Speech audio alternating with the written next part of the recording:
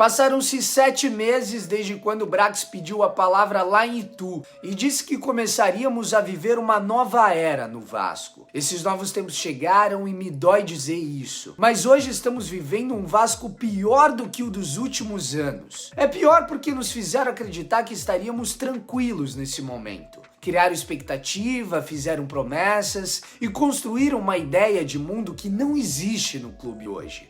São 6 derrotas seguidas, 6 pontos de 33 possíveis, 2 meses sem vencer. Eles podem afirmar que os salários estão em dia, que temos nos estruturado ou que as dívidas estão sendo pagas, mas com todo respeito, isso é obrigação e está em contrato. Assim como um time competitivo, que hoje não estamos nem perto de ter. O futebol do Vasco foi vendido e o que vemos na imprensa hoje é um clube triste. Votamos pela venda em busca de paz e para que o caos político não nos afetasse mais. Mas o que vemos é o contrário. A associação está em guerra com o CEO do Vasco. A torcida, que sempre foi o nosso patrimônio e que manteve esse clube vivo até hoje, é desrespeitada toda semana pelo clube. O time competitivo que nos foi prometido não existe. Hoje entramos em campo com 3 jogadores que eram reservas na Série B do ano passado. E um menino de 16 anos no nosso ataque, como a esperança de gol. Isso é assustador. É o símbolo de que tudo que foi planejado para os primeiros 6 meses de trabalho deu completamente errado. Mas sabe o que é pior?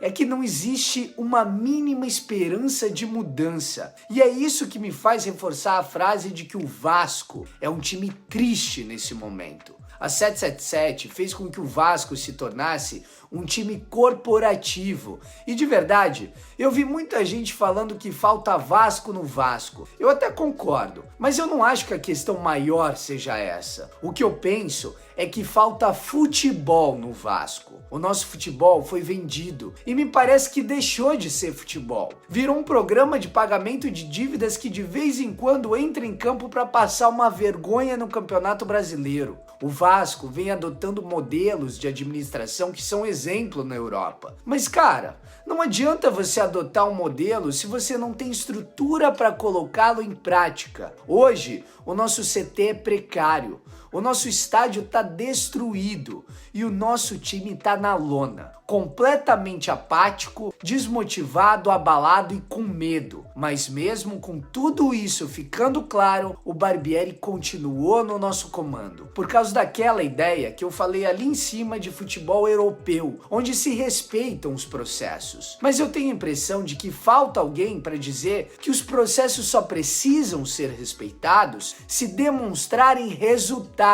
E isso não aconteceu no Vasco. Eu entendo que o material humano do Barbieri é muito precário, mas não justifica uma penúltima colocação em um campeonato com times tão medianos como alguns que nós já enfrentamos. A última vez que o nosso técnico apresentou uma boa estratégia de jogo foi há 2 meses, e ele não conseguiu desenvolver nada de novo depois disso, além de não conseguir motivar o time que hoje temos para chamar de nosso. Barbieri muito provavelmente será demitido nessa noite. A saída dele é inevitável, mas a lição que fica é de que futebol não se faz só com dinheiro e processos operacionais. Não existe uma fórmula para o futebol. E talvez só agora a nossa direção tenha aprendido isso.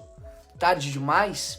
Eu não sei. Eu espero de verdade que não. Mas depois do jogo de hoje, o desânimo bateu em outros lugares. As carências do nosso time são muitas. Para mudar o patamar, teríamos que trazer 5 dos 6 nomes que foram sondados na janela até aqui. Hoje, o Vasco é um vazio de ideias em campo. Um vazio que não existia nem nas últimas Série B que disputamos nos últimos 2 anos. O time do Vasco acabou se tornando um grande processo operacional, onde somos ótimos em produzir estatísticas, mas perdemos na hora de jogar o futebol. Mais uma partida de 60% de posse de bola e 20 chutes ao gol. Mais uma derrota. Perdemos para Bahia, Goiás e Santos em casa. 3 adversários diretos, onde esses pontos farão muita falta lá na frente. Mas infelizmente, nem isso podemos lamentar nesse momento, porque o problema tem sido muito mais complexo do que só a tabela do Campeonato Brasileiro.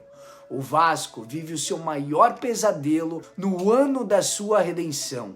E infelizmente, torcedor, nesse momento falta futebol e falta Vasco no próprio Vasco.